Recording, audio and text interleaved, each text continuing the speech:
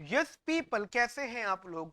Hope so friends आप लोग बहुत अच्छे रहे होंगे। मैं बता दूं मैं भी बहुत अच्छा हूँ फ्रेंड्स। नाउ फ्रेंड्स हम लोग स्टार्ट करते हैं अपनी आज की क्लास। दैट इज गाइस जो बेस्ड है हमारी इकोनोमेट्रिक्स की first class, class number 1। Guys आज हम इकोनोमेट्रिक्स के अंदर जो टॉपिक स्टार्ट कर रहे हैं guys, this is the topic जिसका नाम है guys linear regression. Guys econometrics क्या होती है? जस्ट इकोनोमेट्रिक्स के बेस पर मैंने एक वीडियो और बनाई है कि इकोनोमेट्रिक्स का कंसेप्ट समझाया है कि व्हाट इज इकोनोमेट्रिक्स। लेकिन इकोनोमेट्रिक्स का अगर एक मैं वन सेंटेंस एक्सप्लेनेशन दूं तो मैं बस इतना कह सकता हूं, it is the combination of it is the combination of economics and statistics. तो गाइस फिलहाल मेरे हिसाब से अभी आप इतने समझो कि इकोनोमेट्रिक्स इकोनॉमिक्स और स्टैटिस्टिक्स का मेरा बच्चा कॉम्बिनेशन होता है। चलो, क्योंकि गाइस इसके बेस पर मैंने बहुत अच्छी वीडियो ऑलरेडी बना रखी है। गाइस होप सो आप लोगों ने वो वीडियो देखी होगी। काफी बढ़िया वीडियो इसके ऊपर गाइस। एक हम टू द पॉइंट स्टार्ट करते हैं अपना कंसेप्ट। गाइस इकोनोमेट्रिक्स में जो सबसे पहले एक्सप्लेनेशन आती है, जो सबसे पहला टॉपिक आता है गाइस, उसका नाम है लीनियर रिग्रेशन। हम जो बुक फॉलो कर रहे हैं गाइस, हम बुक पढ़ रहे हैं दामोदर गुजराती, ठीक है। उसमें गाइस जो सबसे पहला कंसेप्ट समझाया जाता है या इकोनोमेट्रिक्स की जो फर्स्ट मोस्ट कह सकते हो बेस है गाइस, वो है हमारा लीनियर रिग्रेशन। अगर मैं आपकी एक नॉलेज के लिए एक बात बता देता हूँ, तो हमारी इकोनोमेट्रिक्स में जो सबसे पहले लीनियर इक्वेशन लिखी गई थी गाइस, वो कंजम्पशन फंक्शन थी। जब आप लोगों से कंजम्पशन फंक्शन, और बता दो किसने लिखी थी ये equation guys? Keynes. Keynes was the first economist जिन्होंने इकोनोमेट्रिक्स में सबसे पहली इक्वेशन लिखी थी consumption function, that is C is equal to C bar plus का small C Y. C bar तो C is equal to C bar plus का B Y, एक ही बात है वो। तो बेसिकली लीनियर रिग्रेशन क्या रिप्रेजेंट करता है बेटा? ये रिप्रेजेंट करता है बेसिकली रिलेशनशिप बिटवीन डिपेंडेंट, या एक dependent basically one dependent variable, ठीक है, one variable which is called dependent variable, ठीक है, एंड वन और मोर इंडिपेंडेंट वेरिएबल्स। समझ रहे हो? एक या एक से ज्यादा इंडिपेंडेंट वेरिएबल्स का एक डिपेंडेंट वेरिएबल का जो रिलेशनशिप होता है वो रिप्रेजेंट करता है बेटा लीनियर रिग्रेशन। और हमारी इकोनॉमिक्स में सबसे पहली जो लीनियर रिग्रेशन लाइन लिखी गई थी गाइस, वो कंजम्पशन फंक्शन लिखी गई थी। आप देख लो चाहे guys, C is the dependent variable, y is the independent variable, and these are the only two variables. Basically आप यहाँ पे ड्रॉ करते हो y और c यहाँ पे लेके चलते थे। ये c आपका डिपेंडेंट वेरिएबल हो गया एंड y आपका इंडिपेंडेंट वेरिएबल हो गया, ठीक है गाइस। इंडिपेंडेंट और डिपेंडेंट का मतलब होता है कि अगर y बढ़ता है तो c बढ़ेगा, ठीक है। लेकिन अगर c बढ़ता है तो it is not necessary that के y बढ़े, बिकॉज c बढ़ने का इम्पैक्ट आप और भी जगह भेज सकते हो। मतलब आप कहते हो सर c बढ़ रहा है, तो c बढ़ने पर आप ये कह सकते हो कि c बार बढ़ा है या b बढ़ा है, ठीक है, समझ रहे हो? तो यानी c बढ़ने से y बढ़े ना बढ़े इट्स नॉट कंपलसरी, बट अगर y बढ़ता है तो c जरूर बढ़ेगा। So that's why c is the dependent variable in this equation and y is the independent variable. Got it? Guys ये तुम्हारी जस्ट एक हिस्ट्री वाली बात हो गई। लेकिन अगर मैं इधर जस्ट बात करूं अपने रेगुलेशन इक्वेशन की, तो जस्ट गाइस वो रेगुलेशन इक्वेशन कुछ इस टाइप से होती है। मैं आपको बता देता हूँ। y is equal to beta one plus का बीटा टू एक्स। एक जस्ट समझने के लिए बस एक बात समझना है ऐसी, y is equal to beta one plus का बीटा टू एक्स। जस्ट मैंने लिख दिया, अभी कुछ इसके बारे में डिटेल डिस्कशन नहीं कर रहा मैं, सिंपली गाइस मैंने इसको लिख दिया इतना। Here y is the dependent variable,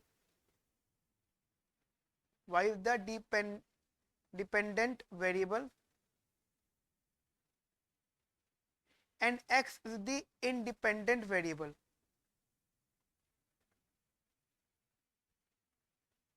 got it?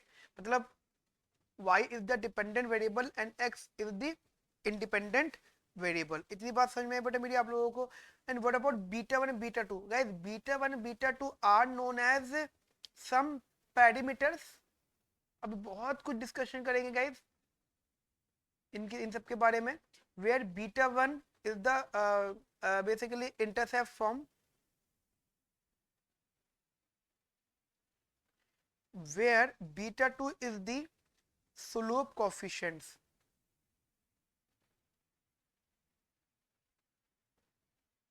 Beta 2 is the slope coefficients. Got it? मेरी यहाँ तक की बात आपको बड़ा समझ में आती है अच्छे से, बढ़िया से, बिंदास से। चलिए जी जरा ध्यान से समझना। अब गाइस एक छोटी सी स्टेटमेंट समझना ना कि जैसे कि हमारी लीनियर रिग्रेशन फंक्शंस क्या क्या चीजें होती हैं। सबसे पहली statement, it is the study of it is the study of relationship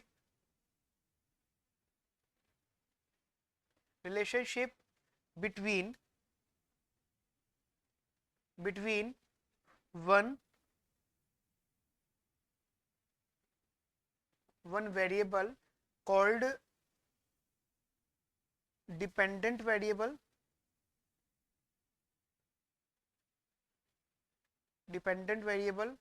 and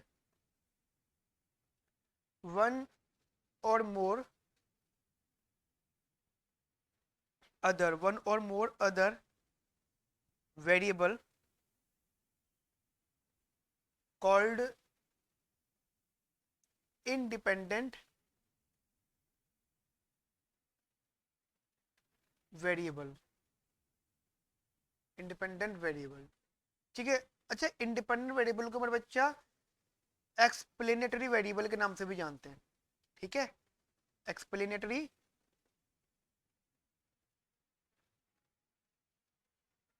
ठीक है, इंडिपेंडेंट को एक्सप्लेनेटरी के नाम से भी जानते हैं। नाउ अब एक क्वेश्चन बड़ा इंटरेस्टिंग है आपके लिए सामने जानने के लिए गाइस कि what are the objective of regression function. कि भाई ऑब्जेक्टिव्स क्या होते हैं कि हम रिग्रेशन फंक्शन को बेसिकली निकालना चाहते हैं, रिग्रेशन फंक्शन के थ्रू हम चीज़ों को सॉल्व करना चाहते हैं। Guys the objectives are basically objective guys to estimate the mean value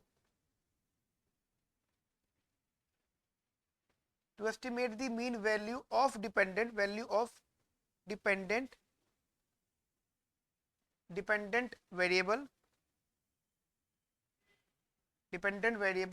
given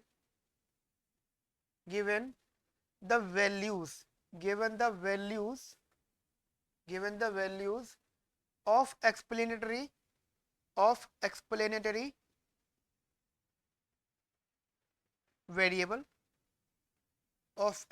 variable first information. Second है हमारे सामने बेटा, इधर जरा ध्यान से समझना, that is to forecast the mean value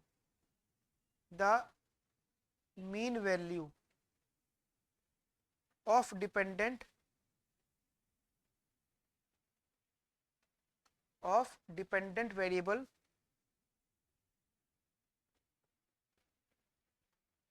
variable given the values of explanatory variable beyond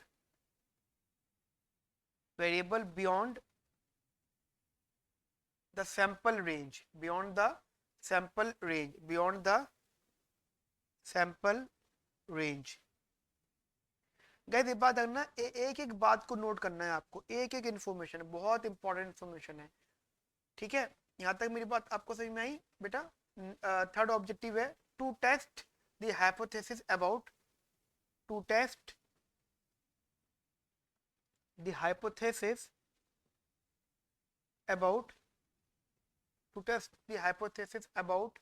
the nature of dependence यानी टी डिस्ट्रीब्यूशन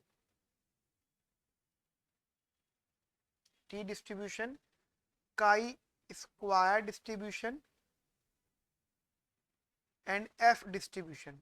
ये कुछ डिस्ट्रीब्यूशन है जिनका हम हाइपोथेसिस वगैरह टेस्ट करते हैं। अब देखो गाइस एक बात समझना है यहाँ पे, जैसे हमने बोला कि हमारे पास में रेग्रेशन फंक्शन होता है, तो गाइस हमारे अकॉर्डिंगली रेग्रेशन फंक्शन दो टाइप का हो सकता है। गाइस एक तो हो सकता है हमारा मतलब बेसिकली मैं कह सकता हूँ there are two types of regression functions, two types of regression functions. कौन कौन सा हमारे बच्चा, दो टाइप के रेग्रेशन फंक्शंस हो सकते हैं, कौन कौन से? एक हो सकता है बच्चा दैट इज पॉपुलेशन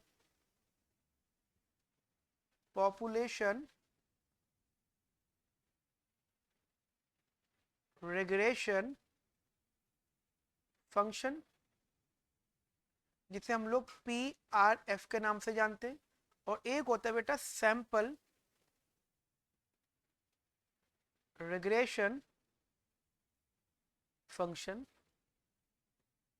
जिसे बेटा हम लोग SRF के नाम से जानते हैं। ठीक है, मतलब एक होता है PRF और एक होता है मेरा बच्चा SRF। इतनी बात समझ में आती है आपको? देखो एंड ऑफ द डे हमें कंसेप्ट तो वही डिस्कस करना है लाइन का। अब देखो बेटा ऐसा होता है कि हमारी इकोनॉमी के अंदर जस्ट एग्जांपल आप मैं ऐसे मान के चलो कि जैसे मैं बात करता हूँ तो मैं बेटा सबसे पहले बात करता हूँ PRF की। सबसे पहले डिस्कशन हम लोग करते हैं बेटा PRF। देखो बेटा होता है क्या है कि हम लोग ये कहते हैं कि हमारी इकोनॉमी के अंदर एक रिलेशनशिप है बिटवीन इनकम एंड कंजम्पशन। ठीक है, जस्ट आप ऐसा मान लो, और just example C is equals to C bar plus का स्मॉल cy। ठीक है, जस्ट जस्ट ये चीज समझने का अगर ध्यान से, तो होगा क्या अब यहाँ पे एक एक करके वन बाय वन चीजों को समझना है मेरे बच्चा, वन बाय वन।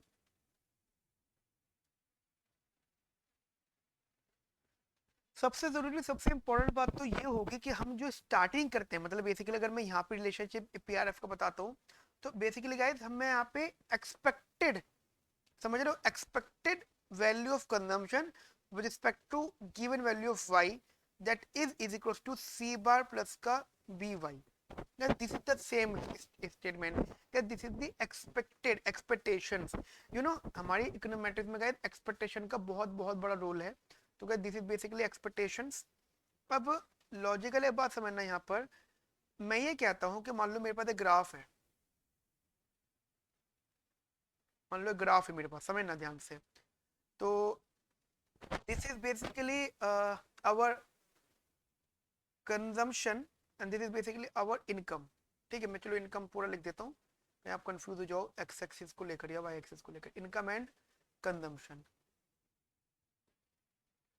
ठीक है, एंड एक बार बताओ बेटा, if y is equals to 0 then our expected consumption given that y that is equals to 0 no doubt, that is equals to 0 no doubt, वो होगी C बार। इसका मतलब क्या है कि अगर हमारी इनकम जीरो भी है देन हमें कुछ ना कुछ तो कंजम्पशन मिलेगा ही मिलेगा। So guys this is known as C bar, और इसको हम जस्ट कुछ लोग एक बात और बोलते हैं, this is also the intercept form. ठीक है जी, इसे मेरे बच्चा क्या हम बोलते हैं, इंटरसेप्ट फॉर्म। सिमिलरली उसके accordingly if y increases then the expected value of consumption given that y value will also be increase।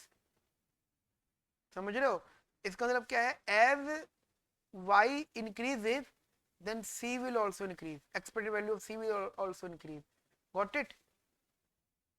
यहाँ तक मेरी बात आपको बेटा समझ में आई? ये नहीं all values of y that is, यहाँ पे आप मान के चलो this point is y equals to 0, यहाँ पे हो गया जी expectation consumption of c given that y1, यहाँ पे होगा जी expected value of consumption c basically given that y2 and so on. समझ रहे हो? This is basically PRF। अगर हम एक रिलेशनशिप की बात करें यहाँ पर, तो हम ये कह सकते हैं PRF के लिए it is a locus, it is a locus of combination, locus of combination, it is a locus of combination। अच्छा सॉरी कॉम्बिनेशन मत बोलो, या तो कह सकते हो it is a locus of conditional, locus of conditional, repeat कर रहा हूं मैं, locus of conditional means of, conditional means of dependent, dependent variable, dependent variable for the fixed value, for the fixed values, for the fixed values of explanatory variables, of explanatory variables, of explanatory variables. ठीक है guys, तो बड़ा ध्यान रखना, this is the definition of PRF. PRF क्या होता है, देखो कंडीशनल वर्ड आया है यहाँ पे, अब इसका कंडीशनल मीन्स का मीनिंग समझना। ये जो आप हमेशा जो वैल्यू निकालते हो ना बेटा, वो कंडीशनल ही होती है।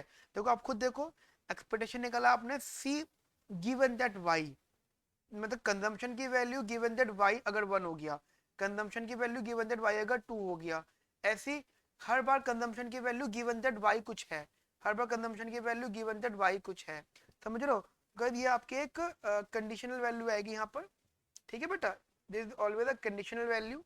एक तो बेटा ये ध्यान रखना ध्यान से, बहुत ज़्यादा importantly.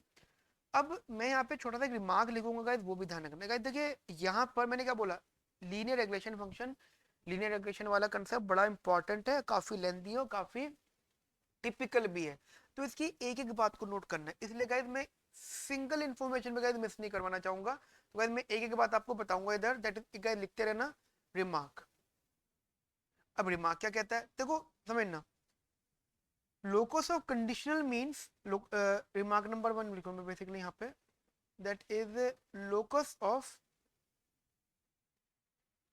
conditional means, locus of conditional means, means of line called, locus of conditional means of line called PRF। यानी ये आप देखो ना, इट्स अ कंडीशनल मीन, तो दिस इज द PRF, और एक्सपेक्टेड है कंडीशनल है, समझ रहे मेरी बात को।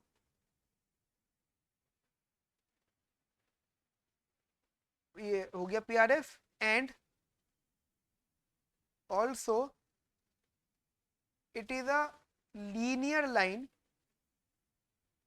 linear line जिसको आप ये कह सकते हो that is expected consumption of C given that Y is equals to C bar plus का स्मॉल बी वाई। गाइस मैं एक काम करना चाहूंगा, अगर आपको कंफर्ट अब समझ में आ गया हो, तो मैं कहते अब यहाँ पे वेरिएबल बदलना चाहूंगा। मैंने जानबूझ के रिलेशनशिप ले लिया था कंजम्पशन फंक्शन का समझाने के पॉइंट से, कहते मैं यहाँ पे वेरिएबल्स बदलना चाहूंगा, तो मैं आपको बता देता हूँ कि वेरिएबल क्या बदल रहा हूँ। Income is X axis variable, consumption is Y axis variable. ध्यान रखना गाइस, जो वाई एक्सिस होता है वो डिपेंडेंट वेरिएबल होता है, और जो एक्स एक्सिस होता है वो इंडिपेंडेंट वेरिएबल होता है। Here the parameters are, this is beta 1, this is beta 2।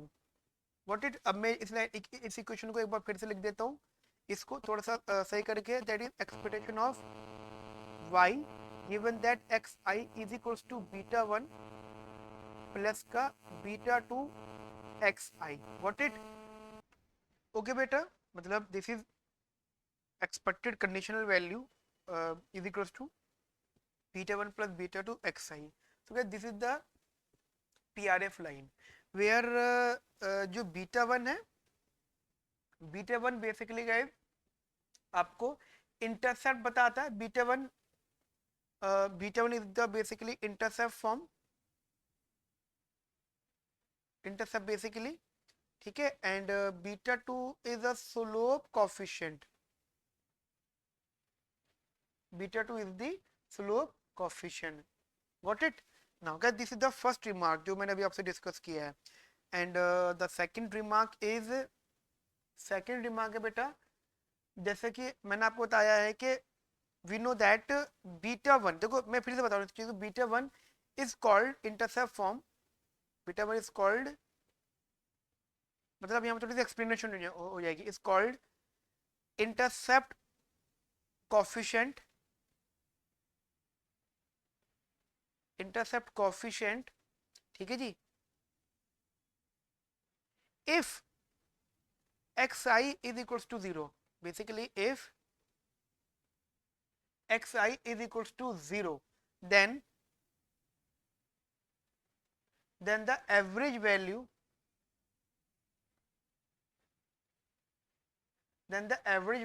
of y is beta 2, sorry beta 1। समझ लो, मतलब ये था हमारा expectation of this xi is equals to beta 1 plus का बीटा 2 xi। अब अगर मैंने xi को लिख दिया 0, तो your expected value that is average value is equals to beta 1। Got it friends? मेरी यहाँ तक की बात आपको समझ में आती है अच्छे से, बढ़िया से? Clear friends? नाउ अच्छा, एक चीज और बोलते हैं कुछ इकोनॉमिक्स, इसका बट गाइस अब इसका डिटेल मीनिंग आपको बाद में पता चलेगा कि जो बीटा 1 होता है ना, it has no eco meaning, no eco meaning. लेकिन गाइस ये स्टेटमेंट आपको बाद में समझ में आएगी जब हम कुछ न्यूमेरिकल सॉल्व करेंगे, आपको पता चलेगा हाँ यार बीटा 1 का तो कोई इको मीनिंग है ही नहीं, ठीक है। थर्ड रिमार्क है बेटा हमारे सामने यहाँ पर, that is beta 2 is called slope coefficient, slope coefficient, beta 2 is called slope coefficient, that is y conditional to x is equals to beta 1 plus beta 2 xi। Got it? और अगर इसको थोड़ा बहुत मैं और सिंपलीफाई कर लूँ, मतलब सिंपलीफाई नहीं मतलब डेरिवेटिव करता हूँ एक्सपेक्टेशन वैल्यू ऑफ इसकी, ठीक है, तो विद रिस्पेक्ट टू xi, तो गाइज यहाँ बचेगा ओनली बीटा 2। Clear guys? यानी कहने का मतलब ये हो जाएगा कि अगर मान लो if xi is increased by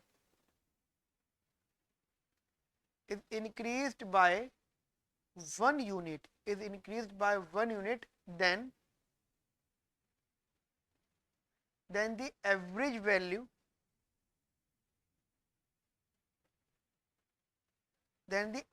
value, is increased by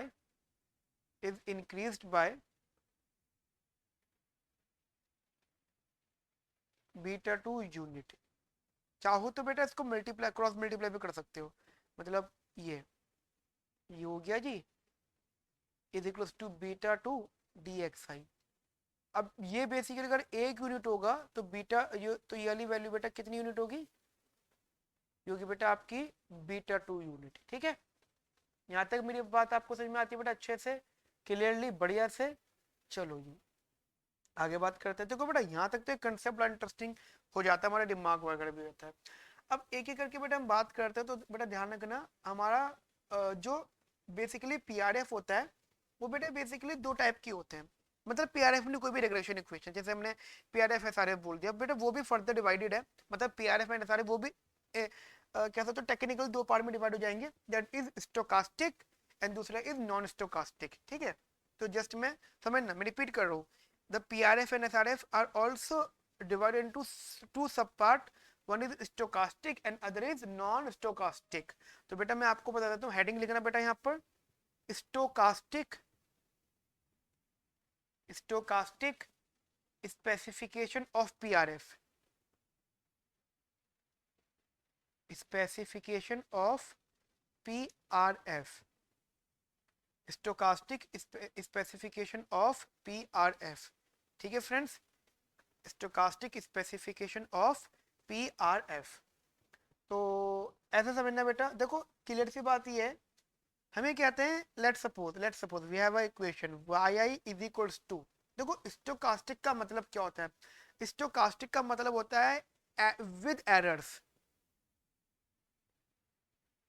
अगर लॉजिकल बात भी है, मान लो आपने कुछ चीज एस्टिमेट करी है, कुछ चीज आप एस्टिमेट कर रहे हो, अगर आप सेल्फ एस्टिमेट कर रहे हो, खुद ही निकाल रहे हो, यानी प्राइमरी इंफॉर्मेशन है, प्राइमरी डेटा है, तो गाइस वहाँ पे बिल्कुल एरर जीरो होगा, एरर होगा ही नहीं। लेकिन गाइस अगर आप कहीं ना कहीं से सेकेंडरी इंफॉर्मेशन उठा रहे हो, या एक या फिर एक गाइस आप गैस कर रहे हो, गैसिंग पावर यूज कर रहे हो, गैस कर रहे हो कि ये ऐसा हो सकता है, ऐसा नहीं हो सकता, तो ध्यान रखना और उस जगह पे एरर आएगा जहाँ पे परफेक्ट चीजें नहीं है, यानी हल्का सा अगर इम्परफेक्शन है तो वहां पर आपको एरर्स मिल जाएगा। तो उन्हीं चीजों को हम स्टोकास्टिक चीजें बोलते हैं। यानी मैं कह सकता हूँ y is equals to expectation of y given that xi plus mu I, where mu I is the random error, that is random component, या फिर इसे आप कह सकते हो error term, error term। Got it friends? अब देखो एक बात सोचो, मैं बस आपको ये बोल रहा हूँ, अभी थोड़ी देर पहले मैंने इस लाइन को क्या बोला था, इसे बोला था हमने बीटा वन प्लस का इधर, क्या बोला था हमने बेटा इसको, हमने हमने इसको बोला था this is basically beta one plus का beta two X I, beta one plus का beta two X I, and this is basically mu Y. समझ रहे हो मेरी बात को आप लोग? इधर इधर ये, तो अब क्या हो गया, ये जो लाइन आ गई ये आपकी स्टोकास्टिक पीआरएफ है। What it, this is basically stochastic PRF. Clear guys यहाँ तक? अब देखो यहाँ पर भी कुछ रिमार्क्स हैं, जरा रिमार्क्स समझना। देखो गाइस बहुत इंपॉर्टेंट बात है, एक एक बात को लिखना इंपॉर्टेंट है गाइस। रिमार्क है जी, first remark, we have yi is equals to expectation of y given that xi plus mu I, ठीक है। अब क्या है जी, यहाँ पे एक्सपेक्टेशन लो, taking expectations, taking expectations both sides, taking expectation on both side, तो क्या मिलेगा जी आपको, expectation of y given that xi is equals to expectation of y given that xi plus expectation of y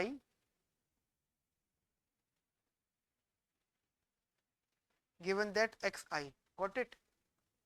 अब just अगर एक बात अगर आप ध्यान दो तो दिस इज बेसिकली व्हाट, ये बन जाएगा आपका expectation of y given that xi is equals to expectation of y given that xi plus expectation of mu given that xi।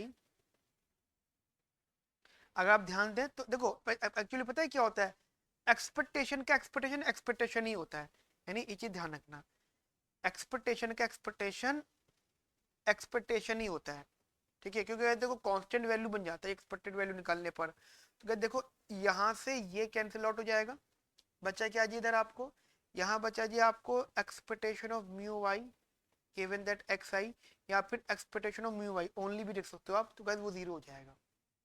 इसका मतलब ये हो जाता है, यहाँ से ये बेटा ये कंक्लूड होता है कि the mean of the error term in the PRF is zero, that is we conclude that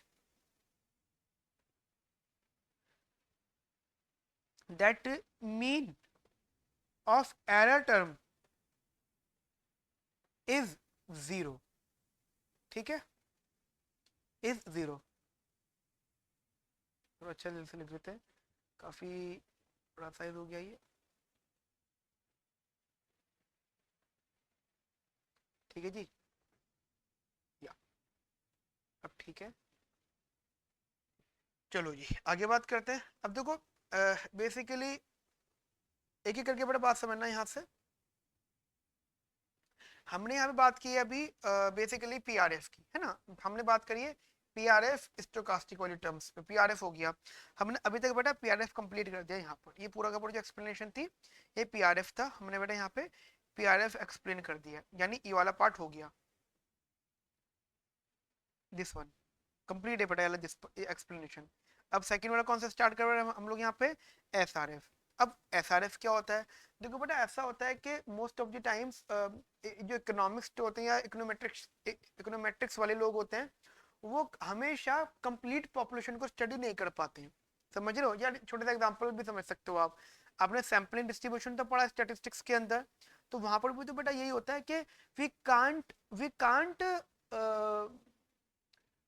major the any population concept, हम पॉपुलेशन को पूरा का पूरा वहां पे यूज नहीं कर सकते। तो गाइस हम अगर हमें कोई भी कोई भी चीज आइडेंटिफाई करनी होती, कोई भी चीज जाननी होती, तो गाइस हम पॉपुलेशन का एक छोटा सा सैंपल लेते हैं और सैंपल पे सॉल्व करते हैं, एंड देन आफ्टर दैट हमारा जो भी कंक्लूजन आता है उसको हम पॉपुलेशन पर फिट कर देते हैं।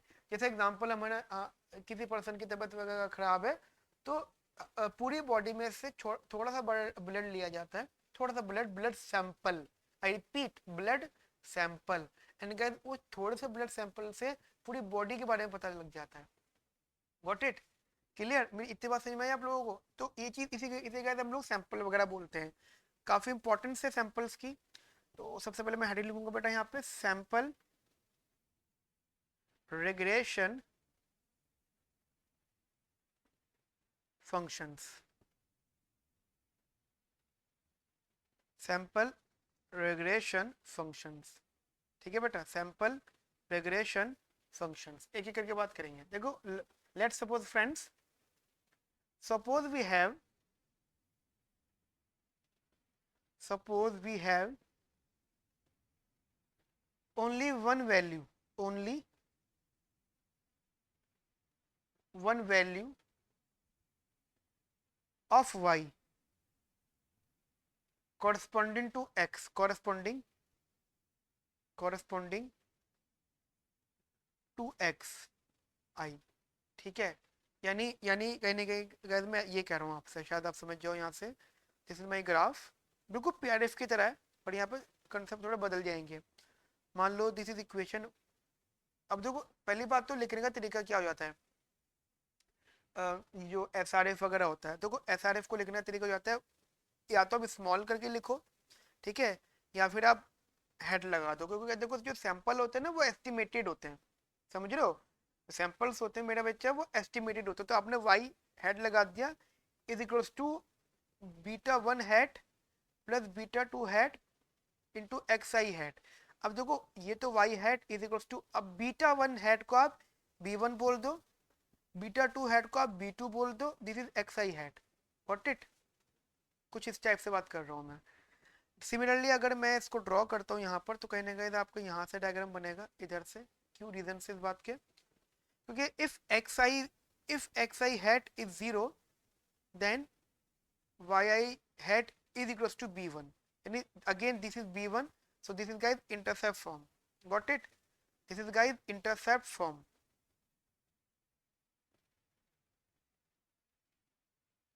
Intercept form. Clear guys? Now अब एक एक करके बेटा बात समझना। यहाँ पे हम ये कह सकते हैं कि जो ये लाइन है this is the S R F, and S R F कहने का मतलब हो जाता है this is the linear line. अभी गाइज आपको रीजन भी पता चलेंगे, बिकॉज जो वेरिएबल्स हमारे गाइज वो लीनियर है, जो वेरिएबल्स उनकी पावर के ऊपर बच्चा वो बेटा लीनियर्स, मतलब लीनियर बेटा पावर है वन, इसलिए गाइज जो लाइन है वो लीनियर है। एक तो बात ये है इन्फॉर्मेशन। दूसरा गाइज आपने यहाँ पे बीटा वन हेड को बी वन लिया है, बीटा टू हेड को बी टू लिया है, ठीक है जी? ये चीज समझना ध्यान से, मतलब आपने बीटा वन हेड को बी वन लिया और बेटा आपने बीटा टू हेड को बी टू लिया है। सिमिलरली ये जो वाई हाई हैट है ये बेसिकली एस्टिमेटेड है, दैट इज दिस सेम, ठीक है? अब कह सकते हो Y I hat is the, मैं लिख देता हूँ यहाँ पे, it is the estimator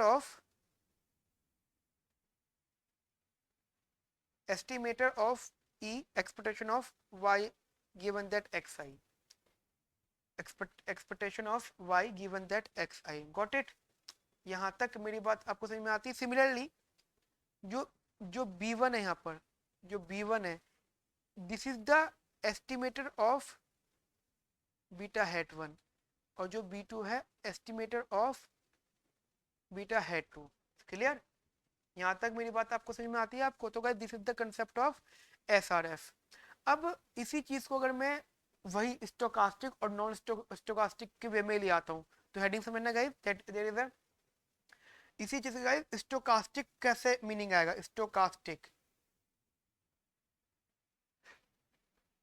stochastic specification, stochastic specification of S R F, stochastic specification of S R F, तो वो कैसे आएगा, जरा उसको समझो ध्यान से बेटा। देखो होता क्या है, वाई आई समझना गाइस, वाई वाई जो है ये वाला जो ये वाई है, Y is equal to Y hat plus का ई आई। एक एक करके बता रहा हूँ बेटा, दिस इज एरर टर्म, यानी ई आई, यहाँ पे शायद मैंने बड़े यहाँ बताता हूँ, E I is estimator of mu I, got it, E I is the estimator of mu I. Clear बेटा, मेरी बात आपको समझ में आई? ओके नाउ, अब ऐसा समझना गाइज, इसको अगर थोड़ा सा और सिंप्लीफाई कर लो तो बन जाएगा बी वन प्लस का B two X I plus का ई आई। मैंने हैट हटा दिया क्योंकि मैंने सबको स्मॉल में लिया हूँ, मतलब ये बेसिकली चाहो तो लगा दो, चाहो तो हटा दो, क्योंकि गाइज आप एस आर एफ की बात ही कर रहे हो। ऐसा नहीं होगा कि कन्फ्यूजन होगी कि भाई अभी एस आर एफ है या पी आर एफ है, एक ही चीज़ की बात चलेगी, ठीक है। तो अब चाहो तो लिख भी सकते हो, चाहो तो नहीं भी लिख सकते, बट ये चीज ध्यान रखना, जहाँ पे पूछा वहां जरूर बता देना। जैसे मैं यहाँ पे देखो लिख रहा हूँ, देखो मैं यहाँ पे एक चीज लिख रहा हूँ, that is Y I hat is the point on the point on the point on the sample regression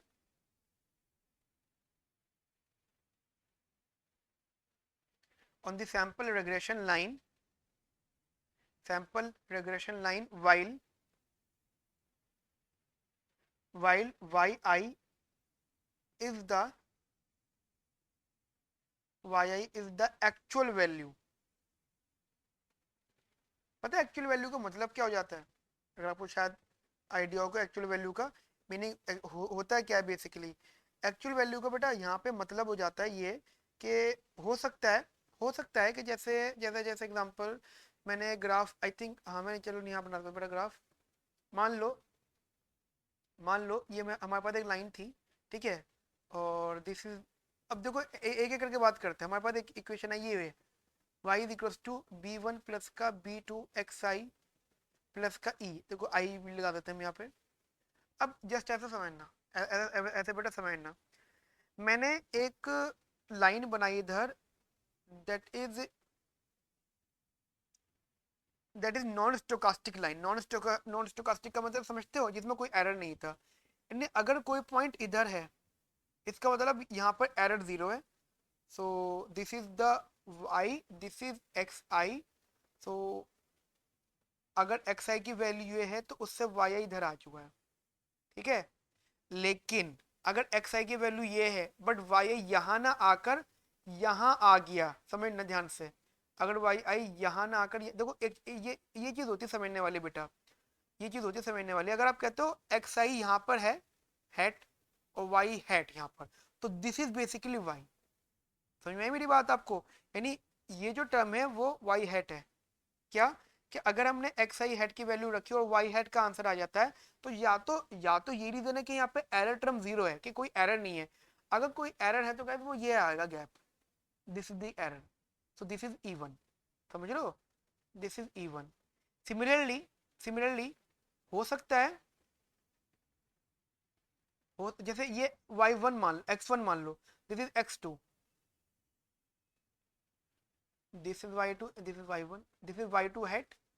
there is a possibility कि यहाँ पे इक्विलिब्रियम आ जाए y2। So now this is e2, ये जो गैप है ना अलग gap, guys this is e2, मतलब sometimes e is positive sometimes e is negative. इस वजह से अगर आप e का समेशन करते हो, एरर टर्म का समेशन करते हो तो गाइस वो जीरो हो जाएगा।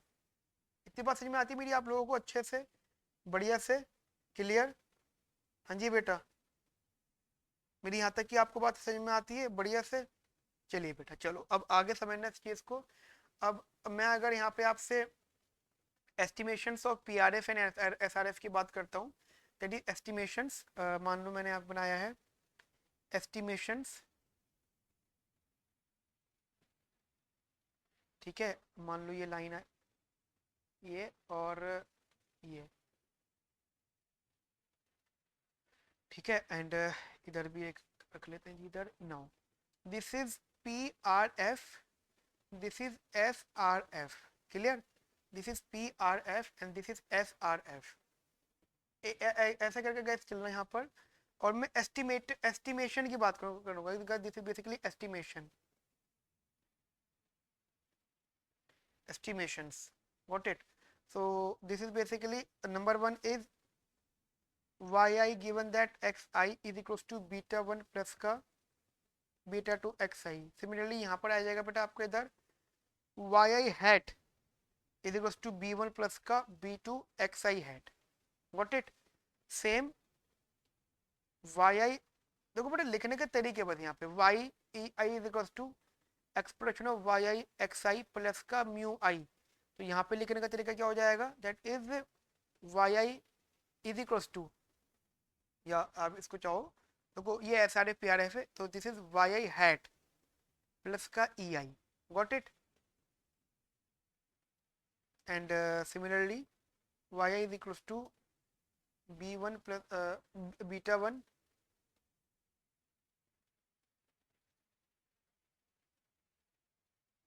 बीटा 1 प्लस का beta 2 xi plus mu i, yi is equals to b1 plus का b2 xi प्लस का ei, गॉट इट? यहाँ तक मेरी बात आपको समझ में आती है बेटा? तो बेटा इसको अच्छे से समझो, क्योंकि गाइस ये काफ़ी बड़ा चैप्टर है और काफ़ी इंटरेस्टिंग चैप्टर है। गाइस हमने यहाँ पे फिलहाल अभी एसआरएफ और पीआरएफ का एक्सप्लेनेशन दिया है, ठीक है? अब गाइस इसके आगे फर्दर कंसेप्ट डिस्कस करेंगे हम लोग। होप सो गाइस आपको मेरी यहाँ तक बात समझ में आ गई होगी। मैं छोटा सा आपको छोटा सा मैं आपको रिवीजन करा देता हूँ इसका रिग्रेशन फंक्शन का, ठीक है गाइस? तो मैं ये कह रहा हूँ आपसे बेटा बेसिकली कि हमारा जो रेगुलेशन फंक्शन है उसका मतलब हो जाता है कि this is the relationship between dependent and independent variable. And हमारी इकोनॉमिक्स में इकोनॉमेटिक्स में जो सबसे पहले इक्वेशन बनी थी बाय केन गाइस, वो कंजम्पशन फंक्शन थी। जैसे कि आप लोग जानते हैं गाइस, यहाँ पे मान लो अगर ये इक्वेशन है तो गाइस y यहाँ पे डिपेंडेंट है, x यहाँ पे इंडिपेंडेंट है, beta 1 beta 2 are some parameters, ठीक है? यहाँ पे बीटा 1 इंटरसेप्ट फॉर्म होती है गाइस, बीटा 2 हमारा स्लोप कोएफिशिएंट होता है। गाइस मैंने यहाँ पे बताया आपको कि ऑब्जेक्टिव्स क्या क्या होते हैं हमारे, ठीक है? उसके बाद गाइस हमारे पास गए दो टाइप के रेग्रेशन फंक्शंस होते हैं, एक पीआरएफ मतलब पॉपुलेशन रेग्रेशन फंक्शन, और गए दूसरा होता है हमारा SRF that is sample regression function. अगर गए मैं आपसे पीआरएफ की बात करता हूँ, पॉपुलेशन रेग्रेशन फंक्शन की बात करता हूँ, तो उसका जस्ट मतलब इतना सा होता है कि वो रिलेशनशिप बताता है किसके बीच में, वही सेम बात मतलब एक डिपेंडेंट और एक इंडिपेंडेंट वेरिएबल के बीच में रिलेशनशिप बताता है, बट वो गाइस पॉपुलेशन को रिप्रेजेंट कर, मतलब पूरी पॉपुलेशन होती है, ठीक है? पूरी की पूरी एग्जैक्ट पॉपुलेशन होती है। वही बेटा मैंने थोड़ा सा यहाँ पे ये सब बीटा 1 बीटा 2 लिख दिया था, एक्चुअल पैरामीटर लिया था। बीटा 1 एक इंटरसेप्ट कोएफिशिएंट होता है जिसका कोई इको मीनिंग नहीं होता, and beta 2 guys it's a slope coefficient. इसका मतलब क्या है कि अगर गाइस इंडिपेंडेंट वेरिएबल एक यूनिट से बढ़ता है तो dependent variable guys beta 2 unit से बढ़ेगा, ठीक है? गाइस वही मैंने आपको स्टोकास्टिक बताया था। गाइस देखो स्टोकास्टिक और नॉन स्टोकास्टिक वो होता है जिसमें कोई एरर नहीं होता। I repeat, non stochastic equation are those equation which has no error terms, errors. But guys जो स्टोकास्टिक होता है गाइस उसमें एरर्स होते हैं गाइस, तो एरर वाला मैंने आपको कंसेप्ट बता दिया है। हाँ, यहाँ से कंक्लूजन निकला था कि expectation of error is basically zero, ठीक है गाइस? वहीं गाइस हमने सैंपल रेग्रेशन फंक्शन की बात करी है, तो गाइस वो भी हमने ऐसे एक्सप्लेन करा है, और इसमें भी गाइस स्टोकास्टिक आया है।